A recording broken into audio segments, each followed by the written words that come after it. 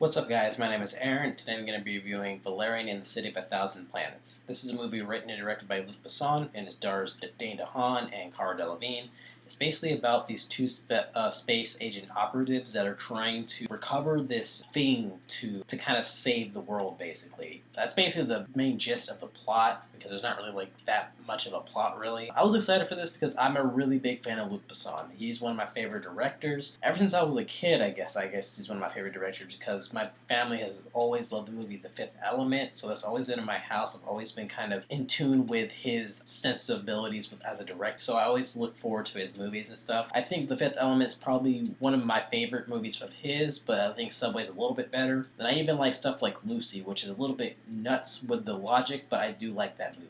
I think Dane DeHaan is a really good actor, one of the best young actors in Hollywood right now, so I was really looking forward to seeing him in this movie. Cara Delevingne, not so much, with stuff like Suicide Squad, and I think she was okay in Paper Towns, but she's not like somebody that I really want to see in movies, I guess. But I was looking forward to this. I think Luc Besson's a really good director, so anything he is a part of, I give a watch. I think this movie is by far my favorite blockbuster of the year so far. It's not going to be for everybody because it's just so out there, and some of the writing and stuff isn't that strong to me, but I think the actual spectacle and the look of the movie is just so well done and stuff. Really, that's the main draw with this movie, is just how it looks. Just like the way that he uses color. I just love when movies, blockbuster movies, use color in movies. I just love that because you really get a sense of different locations and different costumes and different looks and stuff. It really makes it feel more, I don't know, different, I guess, than other blockbusters. I love the different alien creations and stuff like that, the creations of the different aliens and stuff like that. My favorite is definitely the MacGuffin of the movie. It's a really cute character, and I think that the alien design is just so bonkers and so crazy, but it feels so cartoonily drawn, but really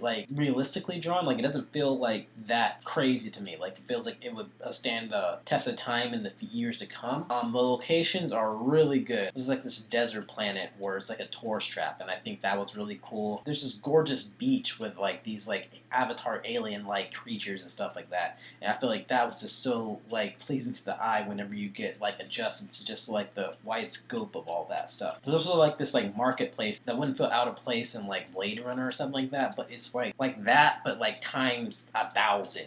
There's just markets and markets all over the place. It just feels his imagination just went through the roof with that. But my favorite thing about the movie is definitely the set pieces.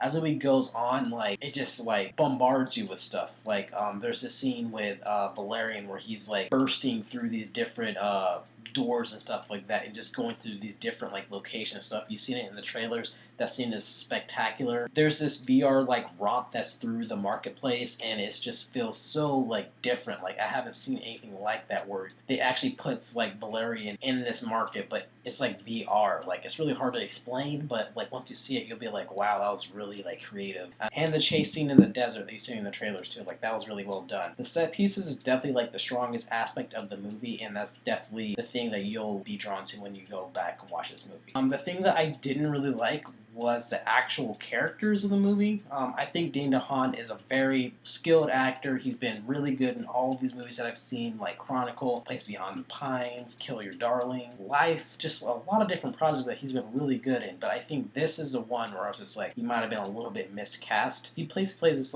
womanizing Diet Han Solo character, and I think that he really wasn't the best choice for that character, or either he knew that character was kind of dated and just kind of cliche, so he just deliberately played it down, almost to the point where he was just monotone. He delivered his lines like he was Keanu Reeves or something like that. It was just not a good match for his talents, and I think somebody like Alden Ehrenreich, who I was thinking of the entire time when I was watching this movie, would have really pulled that off really well. I think Cara Delevingne as Laureline kind of fared a little bit better because her character was a little bit more interesting. She's this really intellectual but also badass character that really doesn't need Valerian all that much. I think the movie could have been called Laureline in the City of a Thousand Planets, and that would have been fine. I think Delevingne did a good job with this character on kind of showing off the spunk and just kind of the natural charisma of the character.